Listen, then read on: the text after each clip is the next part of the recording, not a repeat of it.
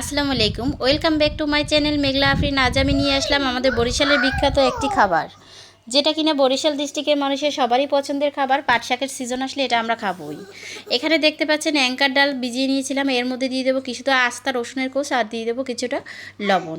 তারপরে একটা নাগামরিচ দেখতে পাচ্ছেন, এটাকে কেটে কুচি কুচি করে আমি এই ডালের সাথে দিয়ে দেবো। ডালটা সেদ্ধ হয়ে আসলে পরে দেখতে পাচ্ছেন এখানে আমি দিয়ে দেবো ডাল ঘুটনি দিয়ে ডালটা ঘুটে নেব, নয়তো শিলপাটায় চাইলেও বেটে নিতে পারেন। এটা আমি ডাল ঘুটনি দিয়ে ঘুটে নিয়েছিলাম বেশি সেদ্ধর কারণে। তারপর দিয়ে দেবো পরিমাণ মতো লবণ আর দিয়ে দেবো হলুদের গুঁড়া। এটাকে দিয়ে ভালোভাবে এটাকে ফুটিয়ে নেব। এটা ফুটানো হয়ে গেলে পরে এটাকে ভিতরে আগে থেকে যে গাছের নাগামরিচটা দেখেছেন, সেই নাগা বোম্বাই মরিচটাকে কুচি কুচি করে কেটে এর ভিতরে আমি দিয়ে দেবো। সুন্দর করে দিয়ে এটাকে মিক্স করে নেব।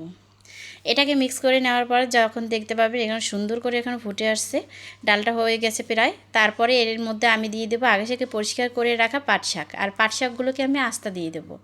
আস্তা দিয়ে দিলে আমার কাছে মনে হয় ডালটা একটু স্বাদ বেশি হয়, লোটটা কম হয়, তাই আমি এখানে পরিমাণ মতো শাক দিয়েছি, বেশি শাক দেইনি। কম কম শাকে একটু খেতে আমার কাছে ভালো লাগে, তাই এটাকে আমি এখন মিক্স করে দেবো। ডালটাকে সম্পূর্ণ এর ভিতরে আমি পাট শাকটা দিয়ে নাড়াচাড়া করে মিক্স করে এটাকে বলক আসা পর্যন্ত অপেক্ষা করব। দেখতে পাচ্ছেন এটাকে আমি সুন্দরভাবে নাড়াচাড়া করে মিশিয়ে দিয়েছিলাম, আর এটা মিশানোর পরে দেখবেন নরম হয়ে যাবে। নরম হয়ে এটা ডালের সাথে মিশে যাবে।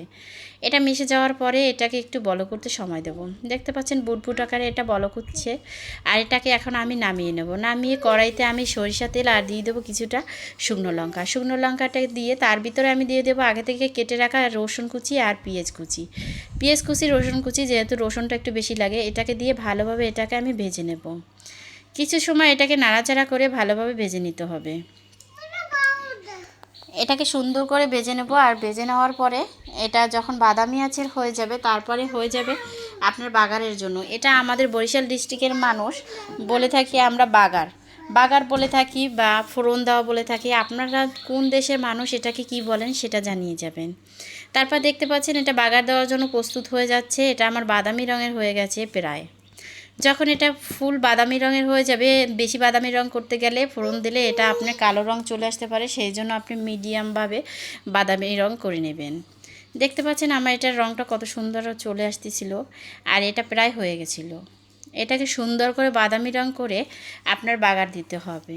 আমার চ্যানেলে যদি আপনারা নতুন হয়ে থাকেন বা আমার ভিডিওগুলো যদি আপনাদের কাছে ভালো লাগে থাকে, তাহলে অবশ্যই প্লিজ সাবস্ক্রাইব করে দিবেন। তারপর হয়ে গেল কমপ্লিট। এটাকে আমি আগে থেকে রান্না করা ডালের মধ্যে দিয়ে দেবো। দিয়ে এখন আবার এটাকে মিক্স করার জন্য ডালটাকে ফুটিয়ে নিতে হবে, আর ভালোভাবে মিক্স করার জন্য এটাকে কিছু সময় জাল করে নিতে হবে।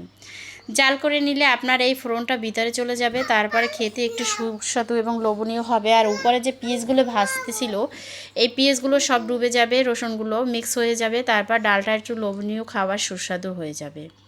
দেখতে পাচ্ছেন একটু ফুটে মিশে যাচ্ছিল তেলটা আর ফোড়নের সব মশলা। কমপ্লিট হয়ে গেল আমাদের বরিশালের বিখ্যাত পাট শাকের ডাল। আর সাথে যদি থাকে একটু নাগামরিচ আর যদি থাকে এক কোষ লেবু, জমে উঠবে আপনার খাবারের রুচিটা।